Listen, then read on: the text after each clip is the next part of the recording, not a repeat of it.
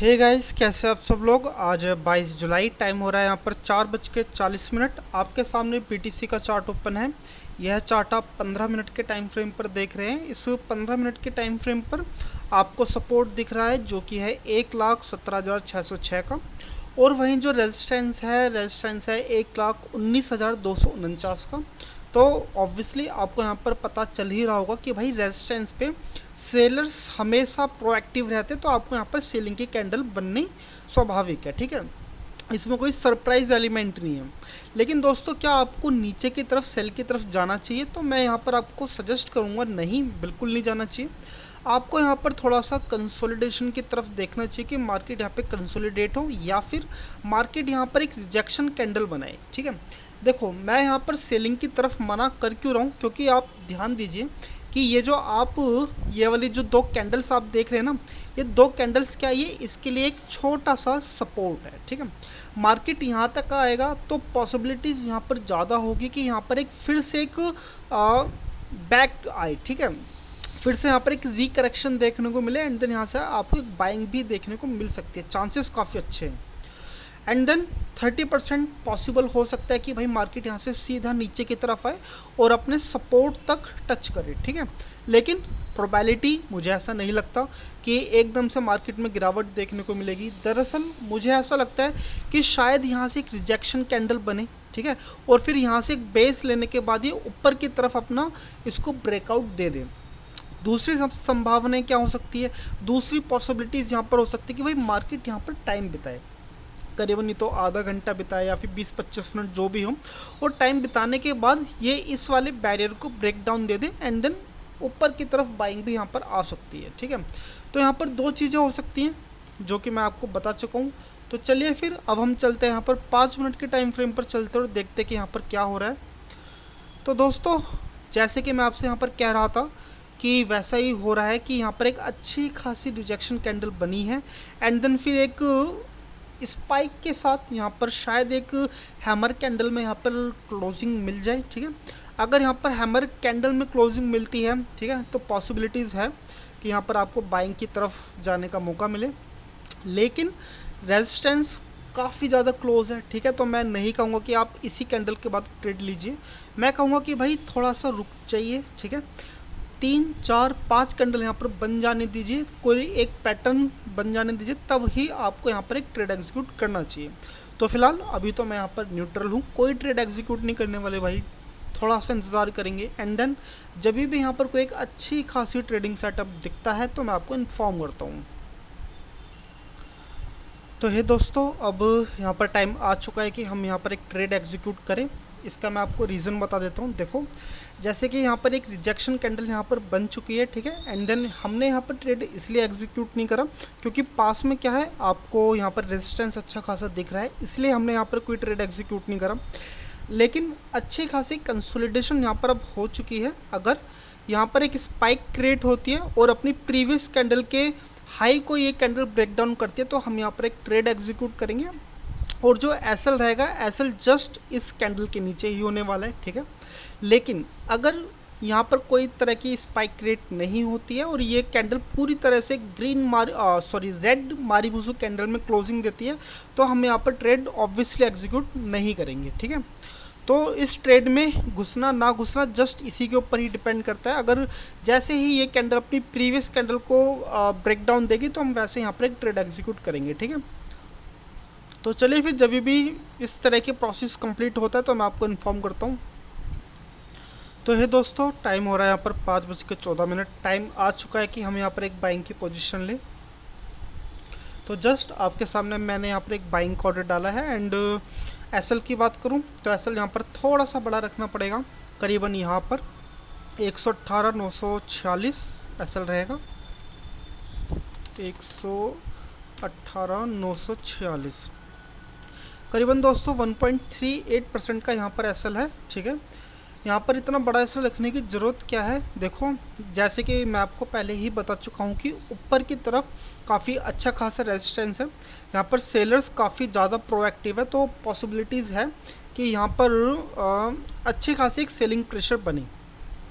लेकिन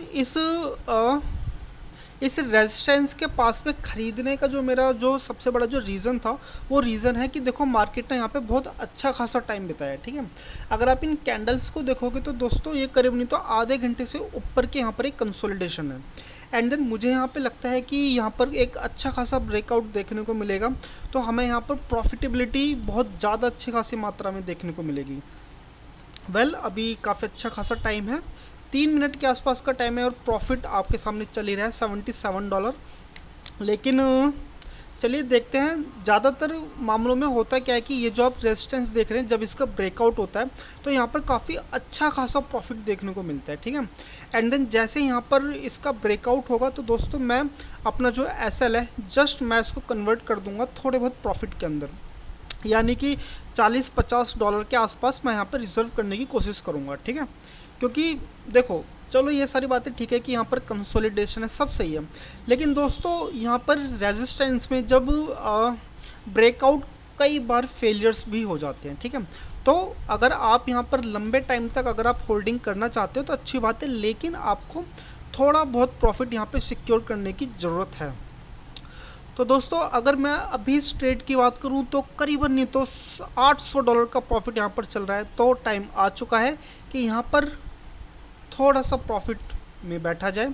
तो करीबन अब इस ट्रेड में मुझे करीबन नहीं तो दोस्तों $161 से नीचे नहीं मिल सकते, ठीक है।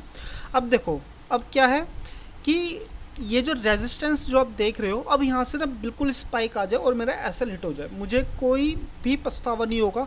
कम से कम नहीं तो मेरे $160 मेरे यहाँ पे सिक्योर है, ठीक है। अब मैं करीबन नहीं तो जो मेरे कैपिटल पे जो लॉस होता उससे मैं बाहर आ चुका हूँ। अब जो मुझे लॉस होगा वो मेरे प्रॉफिट पे ही लॉस होगा। जैसे अभी प्रॉफिट आपके सामने चल रहा है $850, ठीक है, तो मेरे $850 का लॉस नहीं होने वाला, ठीक है। तो चलिए आप इस ट्रेड को देखिए, एंजॉय कीजिए। एंड देन मैं तो अब इस ट्रेड से बाहर नहीं निकलने वाला हूँ, मैं तो नेक्स्ट कैंडल के लिए भी इसको होल्ड करने वाला हूँ। तो आप देखिए, एंजॉय कीजिए, मिलते हैं आपसे करीबन 5 मिनट बाद।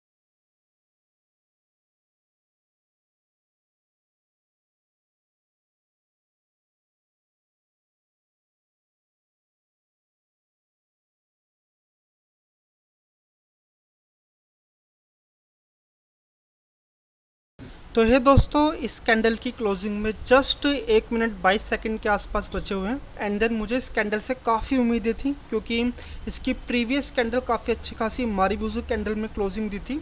एंड देन दूसरा कॉन्फिडेंस का रीज़न था कि भाई यहाँ पर काफ़ी अच्छी खासी यहाँ पर कंसोलिडेशन हुई, फिर उसका ब्रेकआउट हुआ।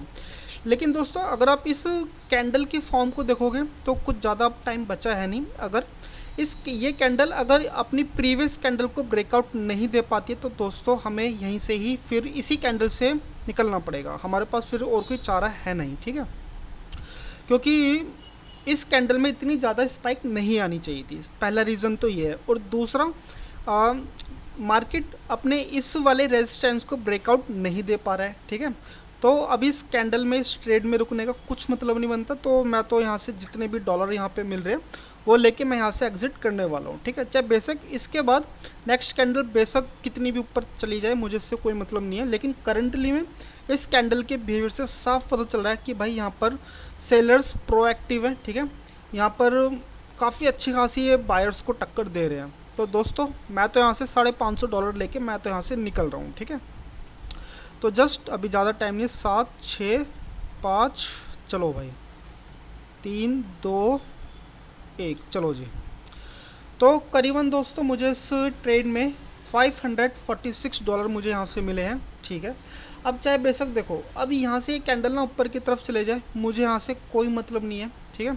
जो मेरी साइकोलॉजी है, जो मेरा जो बिहेवियर पैटर्न्स जो मैं कैंडल्स के अंदर देखता हूँ वो मेरे लिए ज़्यादा इंपॉर्टेंट है। तो आपको वीडियो कैसी लग रही है आप मुझे यहाँ पर कमेंट करके बताइए।